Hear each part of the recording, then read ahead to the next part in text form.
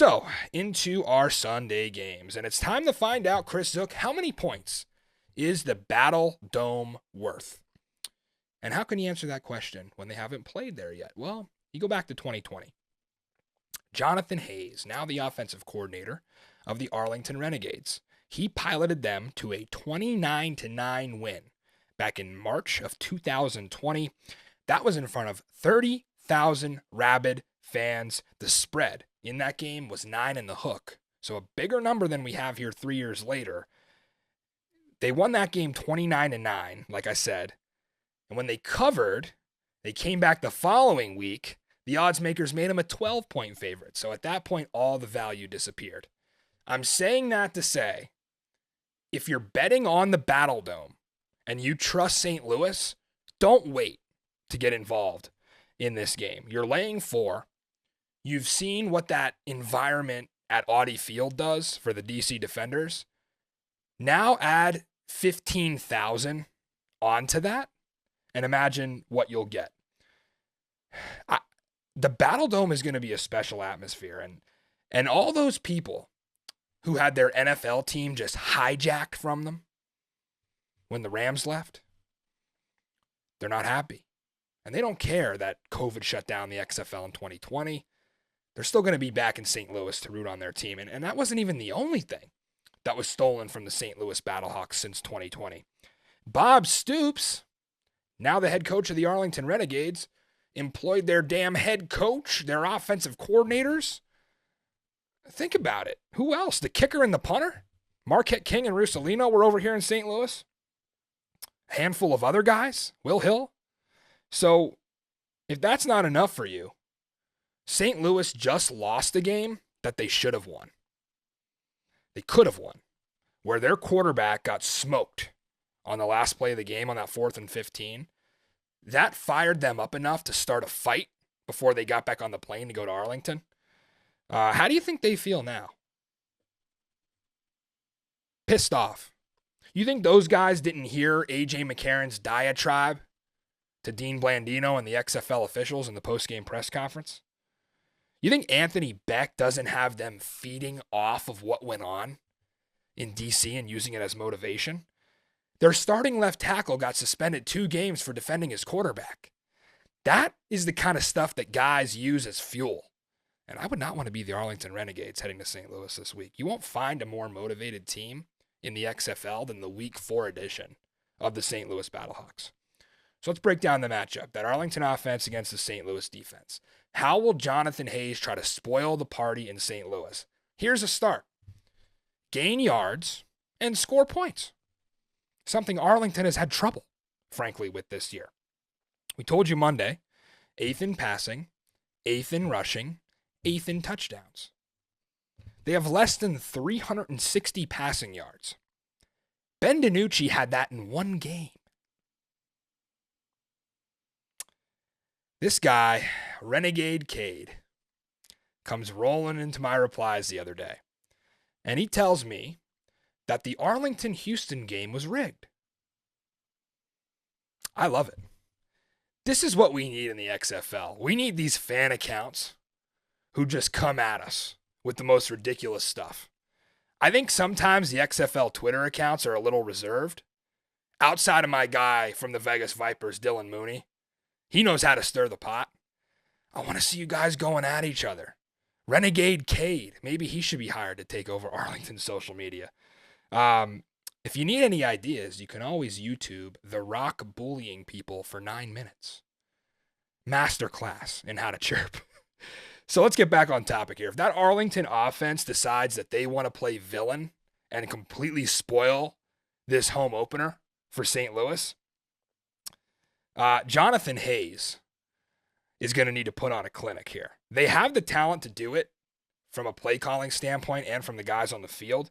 I did watch Kyle Sloter when he played in the B League in Birmingham, and he's more than capable. Sal Cannella was his favorite target there. He could ball out. They just got another wide receiver, Javante Payton from Orlando. They have Jordan Smallwood. He flashed his hands in week 1. It starts and ends up front in this matchup, folks, and I was pretty foolish to say before the season that Arlington had the best offensive line on paper. They have not delivered.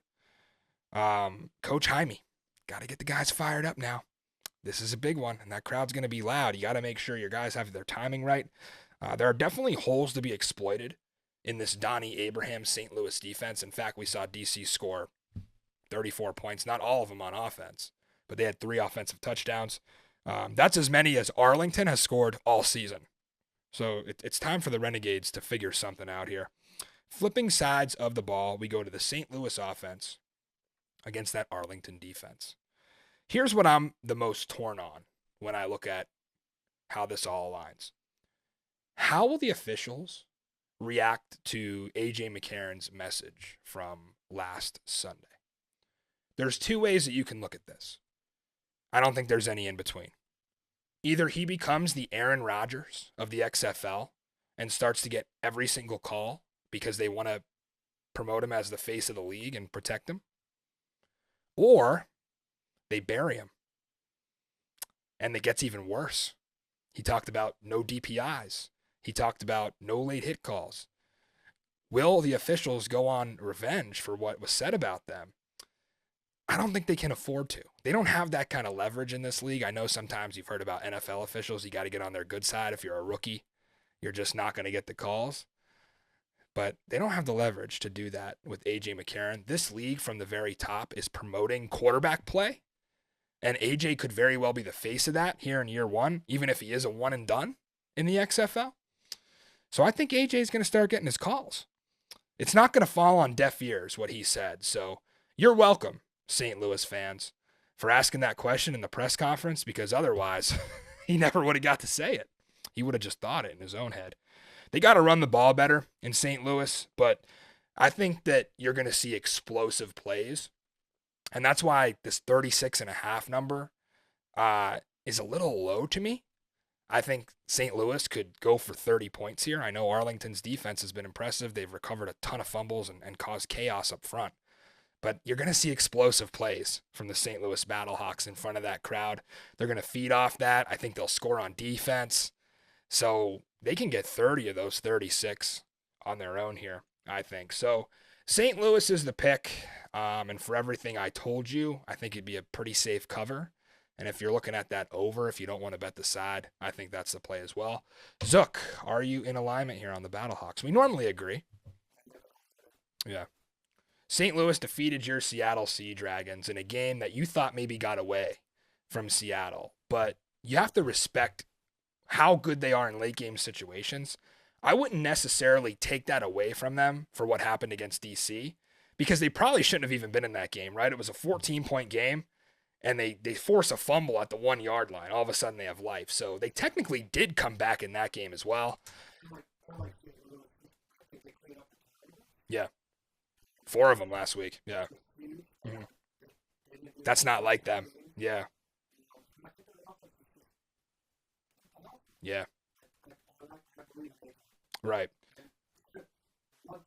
Mm-hmm.